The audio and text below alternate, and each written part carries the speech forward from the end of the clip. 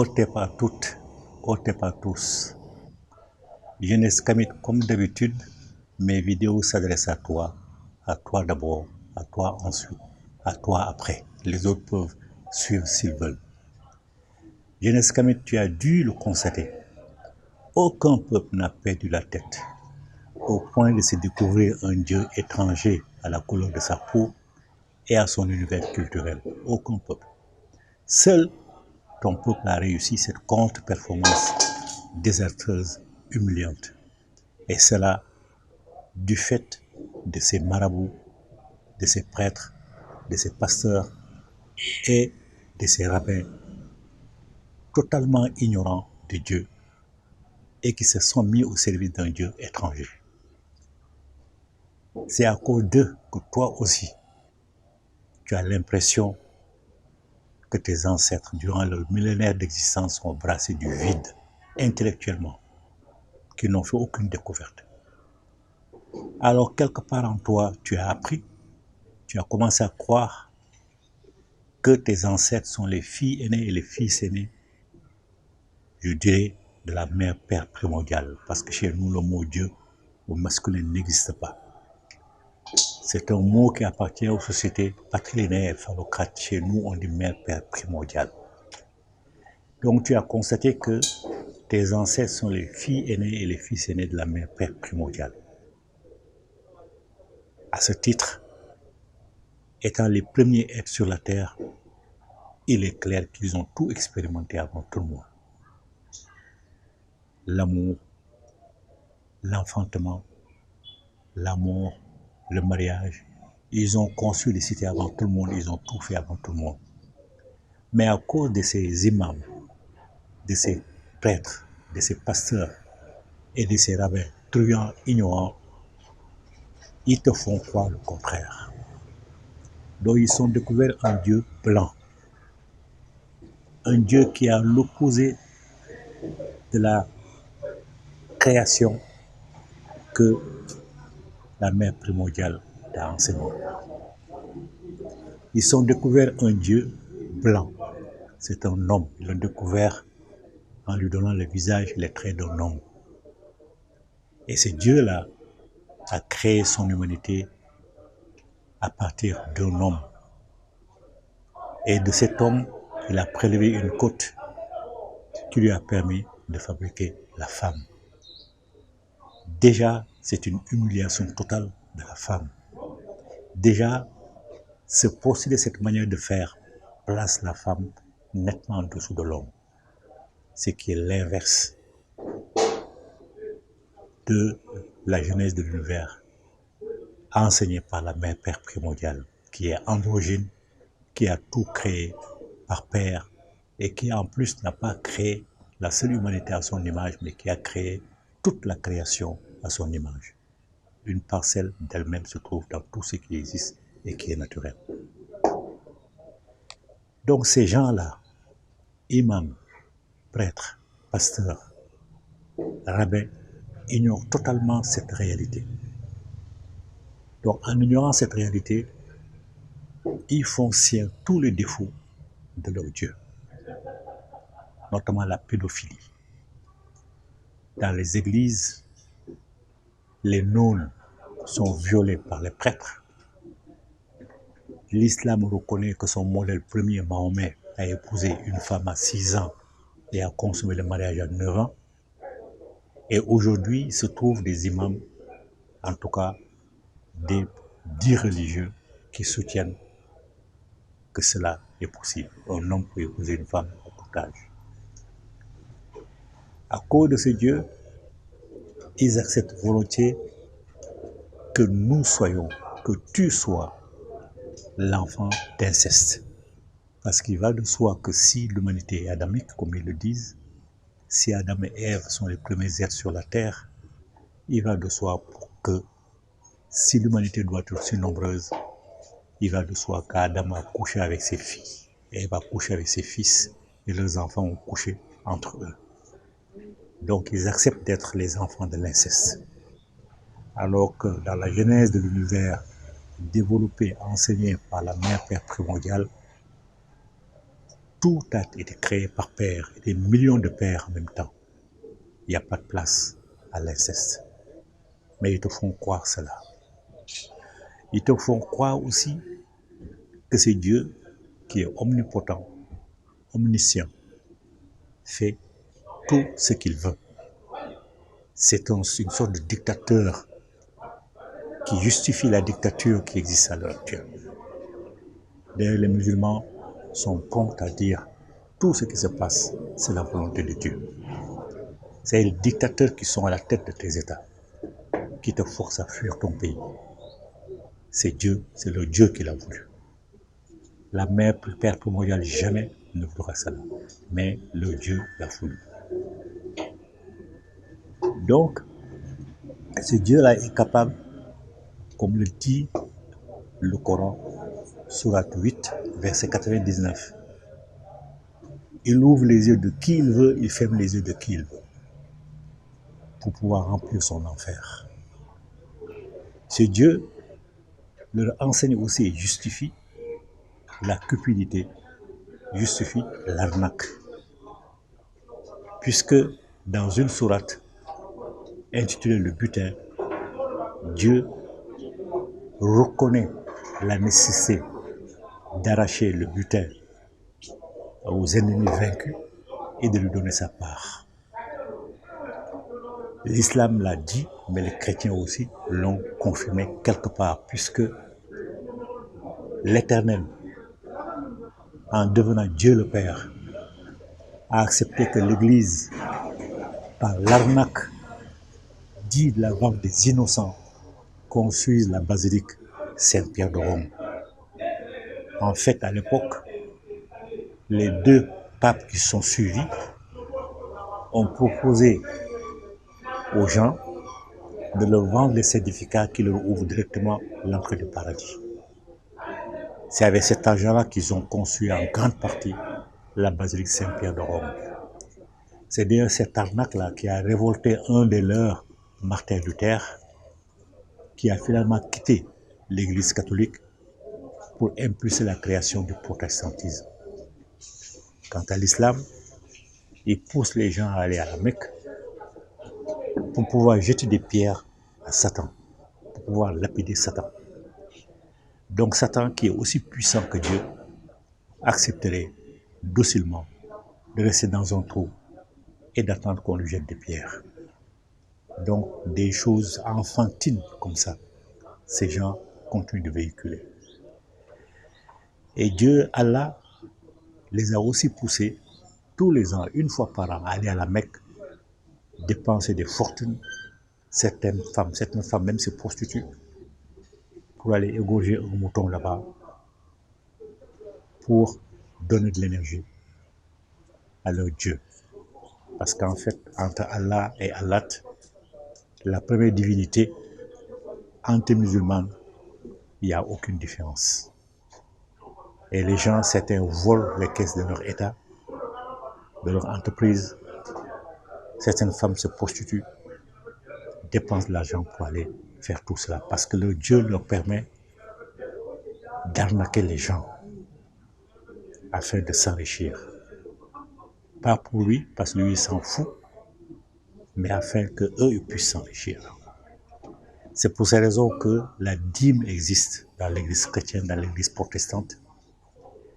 Et certains fidèles récemment ont constaté que les dîmes qu'ils donnaient servaient aux pasteurs, notamment à se payer de beaux véhicules,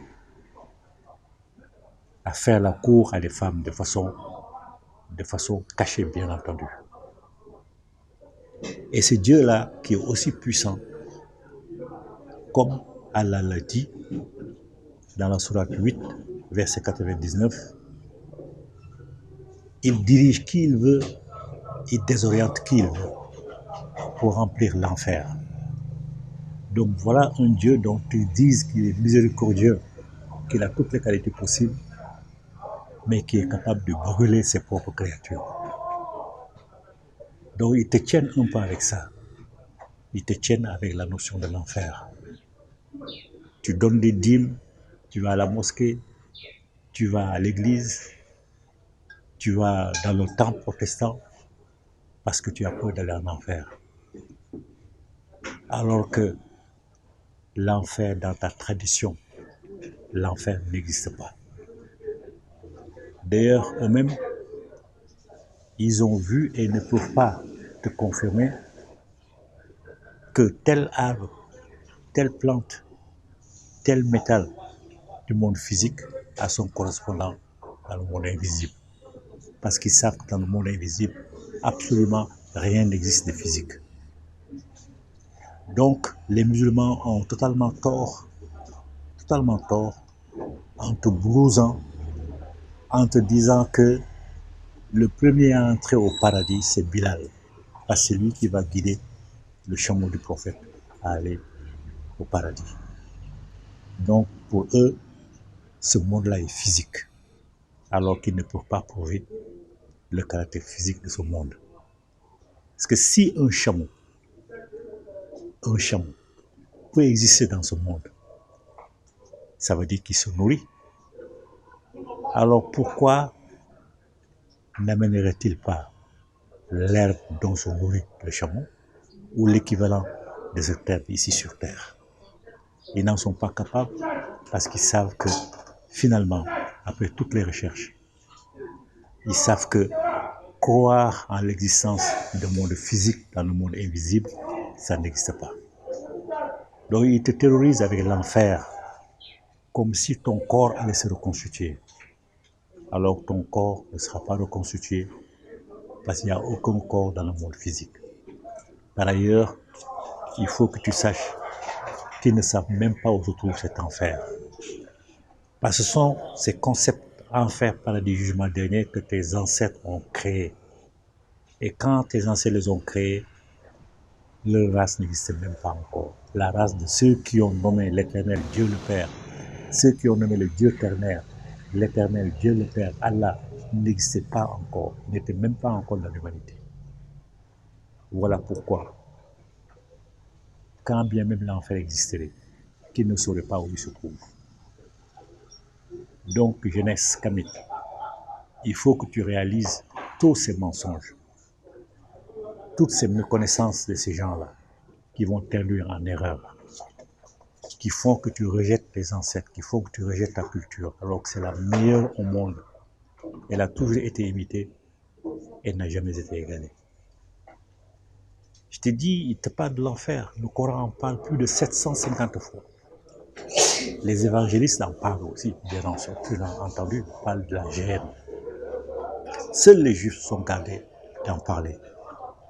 Parce que ce sont les premiers qui ont eu contact avec tes ancêtres en Égypte et qui se sont rendus compte qu'il y a un enseignement ésotérique et un enseignement exotérique, et que l'enseignement ésotérique est destiné aux profanes, aux enfants. Que l'enseignement exotérique, pour y accéder, il faut être circoncis. Comme ils n'étaient pas circoncis, ils n'ont pas pu découvrir ce qui se cache derrière les termes d'enfer, de paradis, du jugement dernier. Voilà pourquoi eux, ils ne croient pas à l'enfer. Ils croient au Sheol. Sheol, c'est n'importe quoi dans lequel se trouvent un peu les défunts. Et ils n'expliquent pas exactement quel est le sort que ces défunts vont vivre. Sinon, tous les autres, imams, prêtres, pasteurs, parlent de l'enfer, ils ne connaissent pas. Parlent du jugement dernier, ils ne connaissent pas. Parlent du paradis, ils ne connaissent pas. Et dans ce paradis-là, ces imams africains, ces prêtres africains, ces pasteurs africains et ces rabbins africains savent qu'ils n'ont pas de place là-bas parce que justement ils sont noirs et que le Dieu qu'ils servent les a maudit leur race. La preuve, ils n'ont pas droit aux houris, les 77 houris qui sont là-bas, qui sont destinés aux hommes de droite. Ça y est, les hommes vertueux, ça y est, les hommes blancs. Et par ailleurs, leurs propres femmes, les femmes noires, n'ont pas de place là-bas, on ne parle même pas d'elles. Donc tout ça, ça doit te donner à réfléchir. À savoir que ce que ces prêtres-là, ce que ces marabouts, imams, pasteurs te disent, c'est totalement faux. Et que leur Dieu n'a aucune compétence vraiment aucune compétence. Tu prends l'exemple du Mali, avec les événements douloureux qui se passent au Mali, au Niger, au Burkina, un peu partout. Mais je garde l'exemple du Mali parce que tous les marabouts du Mali, les imams, les prêtres du Mali se mettent ensemble, les pasteurs, pour prier pour que Dieu ait pitié du Mali et fasse en sorte que la paix revienne. Mais c'est le pire qui se passe. Ça veut dire que le Dieu ne les écoute même pas. Est-ce parce qu'il est incompétent, ce que je crois, ou est-ce parce qu'ils sont des Noirs et il les a destinés à l'esclavage? Il ne peut pas, il n'a pas le droit.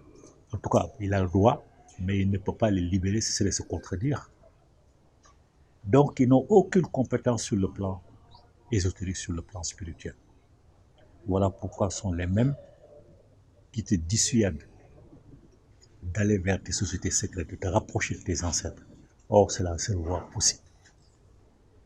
Donc, ces guides spirituels étant incapables de te libérer de quoi que ce soit, étant incapables de te permettre d'instaurer une véritable indépendance dans ton pays, la seule voie possible, c'est le recours à des sociétés secrètes. C'est là où tu vas apprendre à connaître la mère père primordiale. C'est là où tu vas apprendre à connaître les secrets que la mère père primordiale t'a donnés à travers la mélanine, parce que tu es la quintessence de sa substance. C'est par le biais de sociétés secrètes. Parce que tu ne peux compter personne, ni sur ces prétendus guides religieux, ni sur tes intellectuels qui ont démissionné, qui cherchent seulement à compléter leur CV criminel par l'inscription d'une ligne en tant que ministre ou en tant qu'ambassadeur, etc. Et tes militaires, tu ne peux pas non plus compter sur eux parce que tous les généraux sont des francs-maçons. Encore moins, tu ne peux pas compter sur tes chefs d'État qui sont des francs-maçons dont on voit la traîtrise envers toi, envers tes frères et tes sœurs.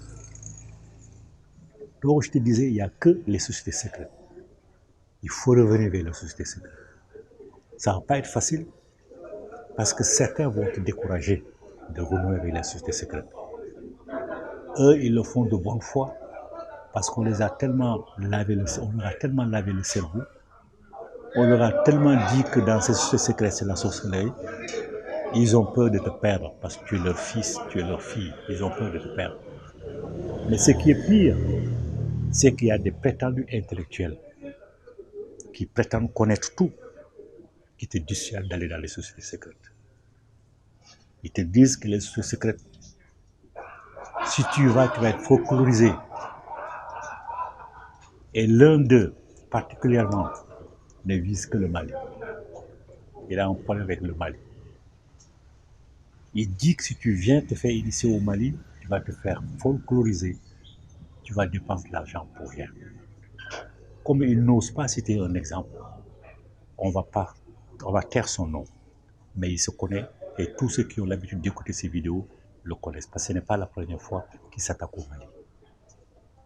Ce qui est grave, c'est que si le Mali n'est pas un bon centre d'initiation, il doit proposer d'autres centres d'initiation.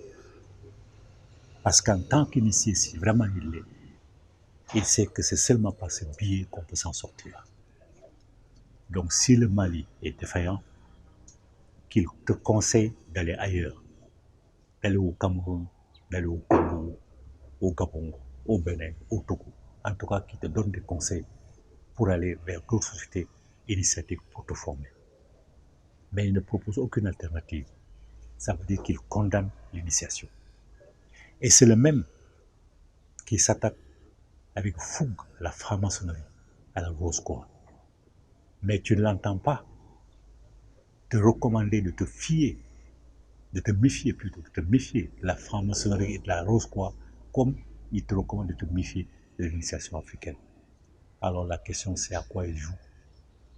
Il te dissuade d'aller vers des sociétés secrètes africaines et il ne te dissuade pas d'aller vers la franc-maçonnerie et vers la Rose-Croix. La question se pose. Quels intérêts obscurs il est en train de défendre? Les siens ou ce pire de nos ennemis? C'est la question qui se pose à son niveau. Parce qu'il n'a aucune alternative. C'est un initié, comme il prétend l'être, à un certain niveau. Il doit savoir que c'est seul par le biais de nos sociétés secrètes qu'on peut freiner la franc-maçonnerie, sa progression, qu'on peut freiner la Roscoa, qu'on peut bouter hors de chez nous toutes ces armées d'agression. Il sait que c'est par ce biais-là uniquement qu'on peut le faire. Parce que tu vas faire une insurrection populaire avec tes cailloux, avec tes bâtons. Les généraux, comme je te dis, francs-maçons vont t'envoyer la troupe qui va faire couler ton sang pour nourrir leurs égrégores maléfiques, qui va arracher ton âme, parce que l'âme n'est qu'une énergie. Les sorciers, eux, ne mangent pas. L'être humain ne mange pas la chair, ce ne sont pas des anthropophages, mais ils sucent l'âme. Donc, en te tuant, ils détournent ton âme et ton sang vers les égrégores maléfiques. S'il est un authentique initié, il doit savoir que c'est ça qui va se passer.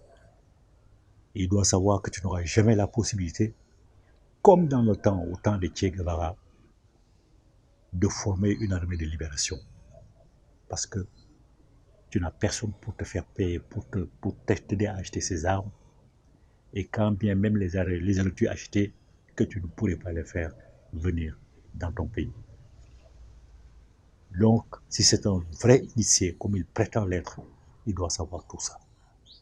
Seule l'initiation est véritablement libératrice. Seule par l'initiation, tu peux te faire libérer. Alors, ne l'écoute pas. Ne l'écoute pas, ne l'écoute personne qui te conseille de te détourner de l'initiation, de te méfier de l'initiation. L'initiation, c'est toi. C'est ton centre de formation spirituelle. C'est elle seule qui peut te libérer.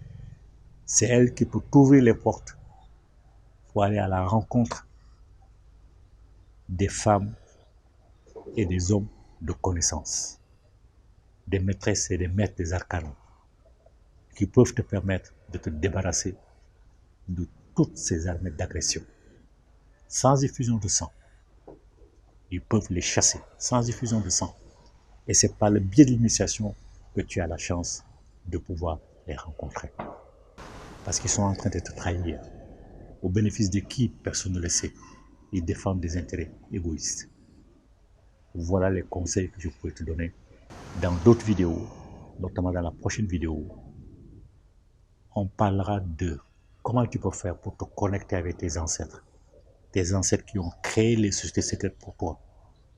Donc on va parler de comment tu peux faire pour te connecter à eux, afin qu'ils puissent t'apporter toute l'aide dont tu as besoin.